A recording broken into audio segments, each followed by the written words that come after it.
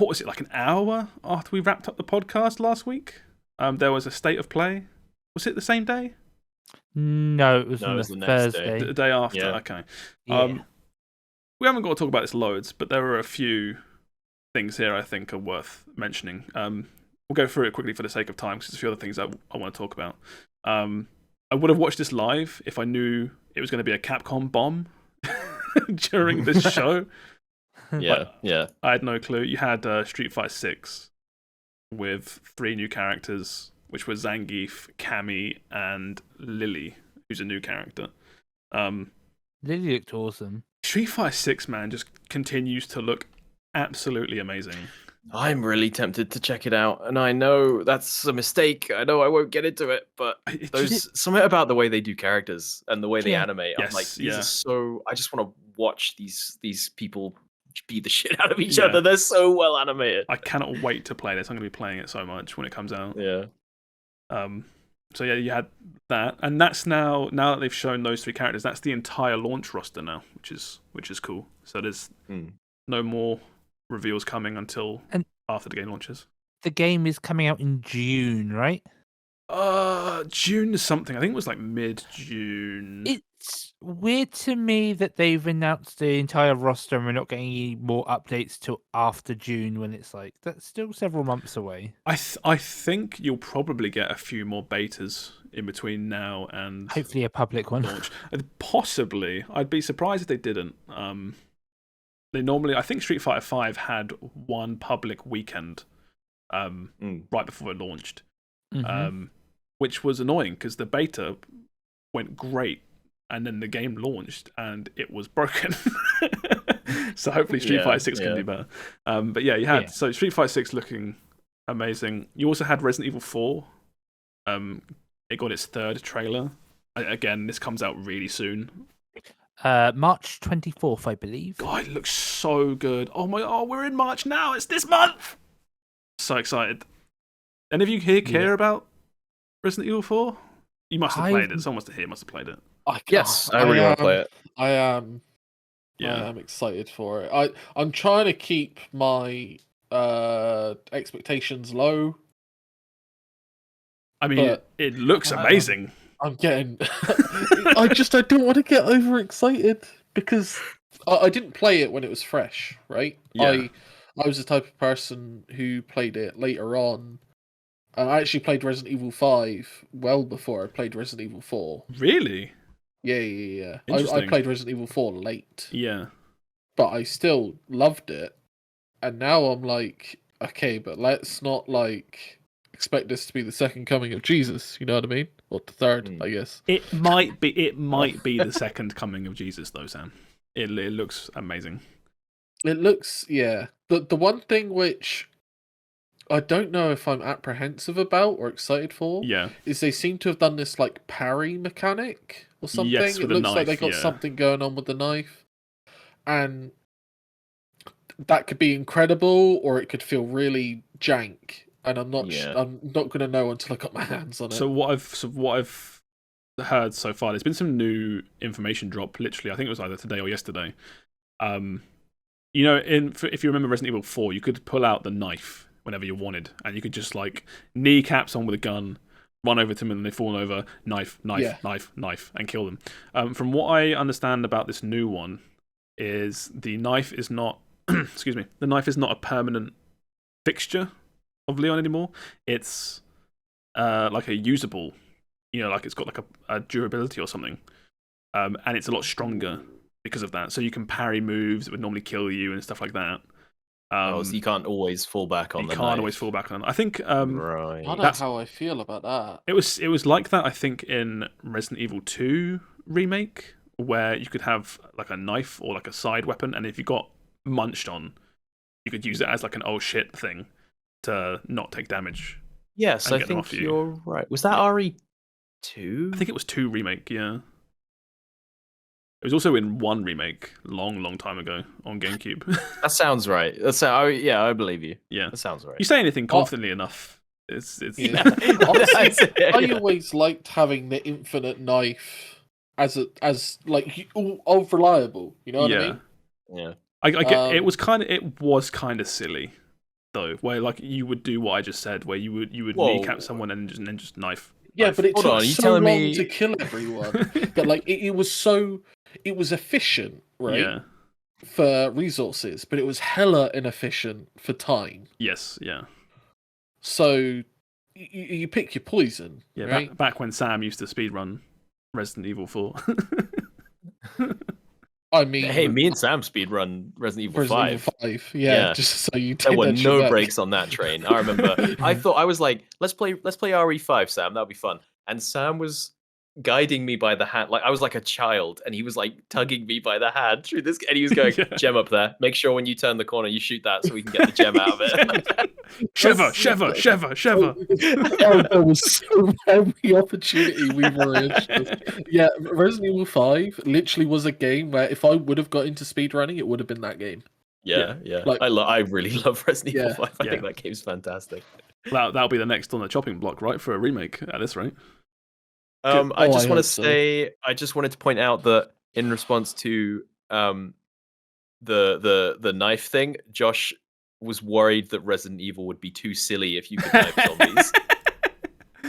That's true. This is the game where a small childlike dictator rides a giant robot version of himself to chase you through a castle. There's no But way knifing a zombie 3 times would be too much. they man. can't put that in the remake, right? If it's not, I'm going to be extremely sad. There's so much. Resident Evil 4 in particular has so many scenes where in isolation you're just like, what the fuck is this game? This is so weird.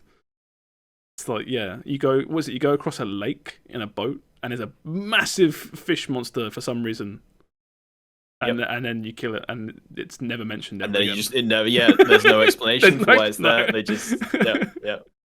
But I'm really excited. I'm excited, but I'm like, am I gonna have time to play this? Is this another one? You'll make time. You have to. There's nothing else coming out in March, so yeah. What I will say, one last thing is, in this new trailer, there are, without spoiling this, 20-year-old game at this point, there are certain characters within certain scenes that should not be there.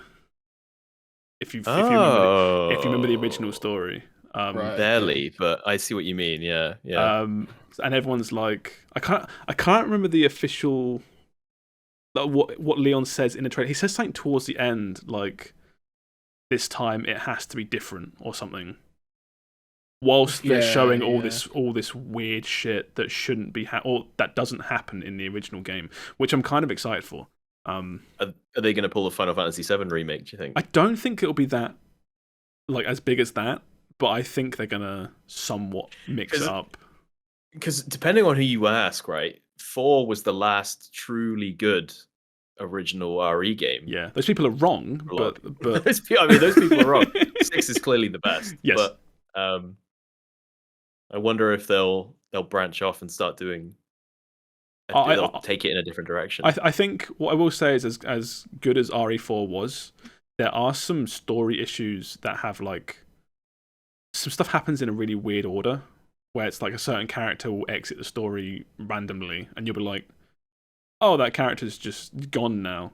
Whereas I think, like I mentioned, there's certain characters in certain bits, maybe they'll mix up to make the story flow a bit better. Yeah. Like, I don't think characters that died in the original will survive in this, but I think they might move it around a bit to make the story more cohesive.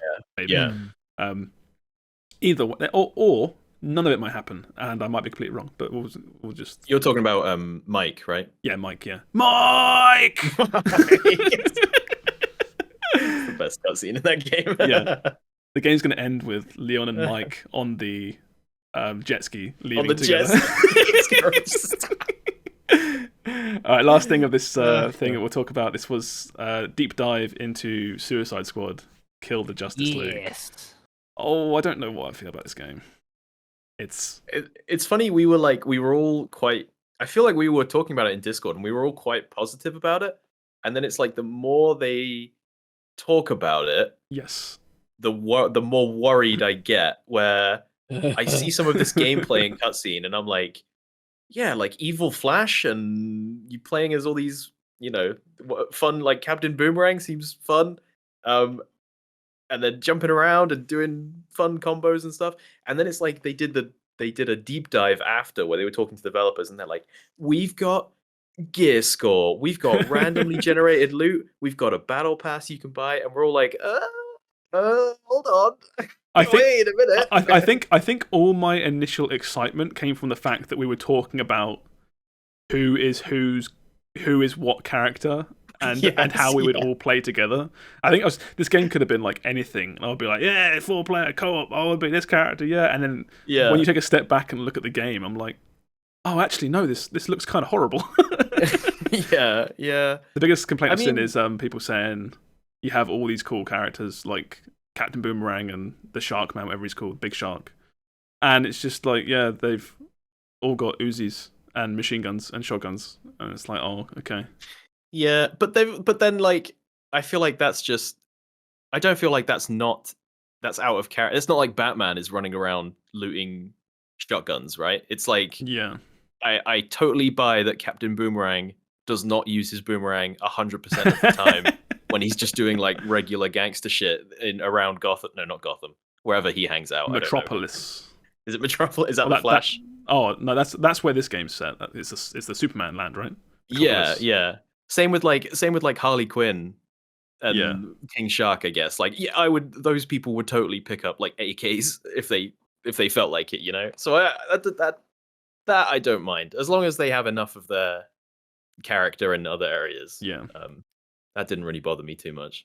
I do think this is probably one of the lamest ways they could have shown it off, because I kind of got caught up in all the flair, and when you take a step back, it is 4 players in a third-person shooter co-op game shooting a big artillery gun whilst defending against waves in a gear score game.